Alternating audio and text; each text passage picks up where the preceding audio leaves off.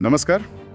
आज हम एक काफी पुराने केस पर बात करने वाले हैं जिस पर हाल ही में एक बड़ा फैसला आया है। जी, हम बात कर रहे हैं 2008 के मालेगांव बॉम्ब ब्लास्ट केस की। हाँ, महाराष्ट्र का ये केस हम्म। जिसमें एनआईए की स्पेशल कोर्ट ने अब सभी 7 आरोपियों को बरी कर दिया है।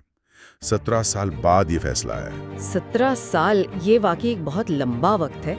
तो आज हम इसी पर थोड़ी गहराई से बात करेंगे। तो हमारा मकसद है कि इस फैसले के जो मुख्य बिंदु हैं और जो बरी हुए लोग हैं उनके परिवार वालों की क्या प्रतिक्रियाएं रहीं, और हाँ, इस पर जो राजनीतिक बयानबाजी हुई है उसे भी समझें। बिल्कुल, चलिए शुरू करते हैं। तो सबसे पहले एनआईए कोर्ट का फैसला, 7 आरोपी बरी। इसका मेन कारण क्या बताया गया? देखिए, कोर्ट ने साफ कहा कि जो प्रोसिक्यूशन है वो आरोपियों के खिलाफ जो आरोप थे उन्हें साबित नहीं कर पाया, मतलब ठोस सबूत नहीं मिले। अच्छा।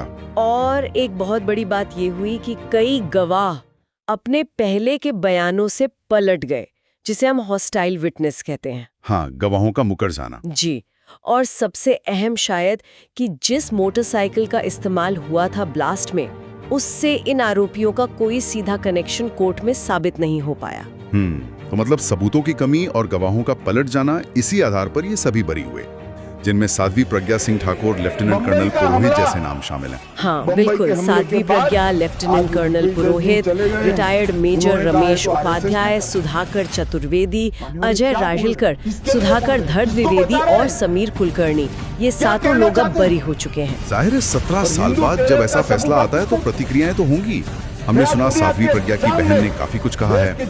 राहत तो थी पर कुछ आरोप भी लगाए उन्होंने। हाँ, उन्होंने खुशी तो जताई फैसले पर, लेकिन साथ ही कांग्रेस के कुछ बड़े नेताओं का नाम लिया, जैसे कमलनाथ, दिग्विजय सिंह, सोनिया गांधी, पी चिदम्बरम, और आरोप लगाया कि साध्वी प्रज्ञा को हिरासत के दौरान इतनी शारीरिक यातनाएं दी गईं कि आज भी उन्हें चलने फिरने में बहुत दिक्कत होती है। उनका इलाज चल रहा है। और उन्होंने वो सवाल भी उठाया कि किसी की जिंदगी के ये 17-18 साल जो चले गए वो कैसे वापस आएंगे। हाँ, ये एक बहुत ही अहम सवाल है जो शायद कई लोगों के मन में होगा। दूसरी तरफ लेफ्टिनेंट कर्नल पुरोहित की भी प्रतिक्रिया आई। जी, कर्नल पुरोहित ने ईश्वर और मातृभूमि को धन्यवाद दिया।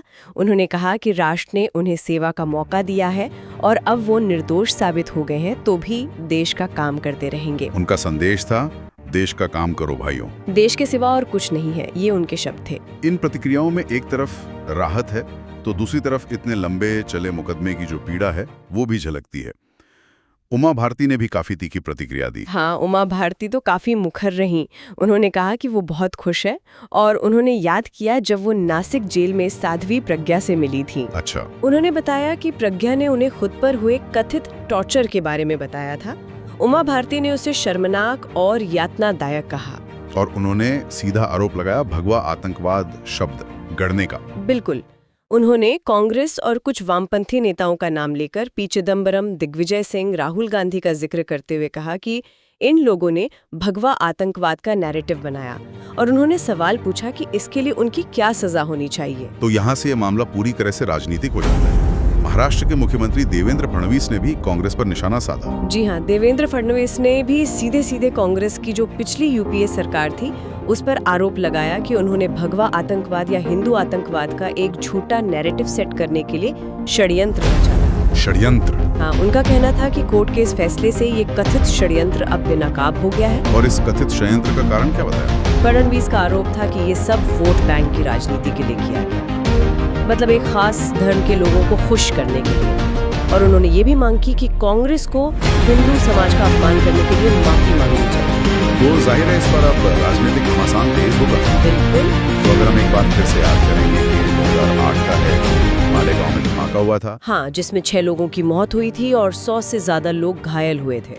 जांच एनआईए को दी गई थी और अब जाकर लगभग 17 साल बाद ये नतीजा सामने आया है। जी, तो संक्षेप में कहें तो एक बहुत लंबी कानूनी लड़ाई के बाद सबूतों के अभाव में सभी 7 आरोपी बरी हो गए हैं। हमने बरी हुए लोगों और उनके करीबियों की भावुक प्रतिक्रियाएं देखी, कथित प्रताड़ना के गंभीर दावे सुने, और साथ ही इस पर तीखी राजनीतिक बयानबाजी भी देखी, जिसमें भगवा आतंकवाद के नैरेटिव पर काफी जोर रहा। बिल्कुल, लेकिन इस पूरी बातचीत से एक सवाल मन में रह जाता है, जिसका जिक्र साध्वी प्रज्ञा की बहन ने भी किया था कि जब कोई व्यक्ति इतने गंभीर आरोपों का सामना करता है, सालों तक मुकदमा झेलता है और फिर अंत में निर्दोष साबित होता है, तो उसकी जिंदगी के वो जो साल खो गए, उसका क्या? उसकी भरपाई कैसे हो सकती है? ये वाकई एक बहुत बड़ा सवाल है। किसी भी न्याय व्यवस्था के लिए ये एक चुनौती है कि ऐसी स्थिति में क्या किया जाए। अगर कोई बेगुनाह इतने लंबे समय तक इस प्रक्रिया से गुजरता है तो उसके नुकसान की भरपाई कैसे हो, इस पर यकीनन सोचने की जरूरत है।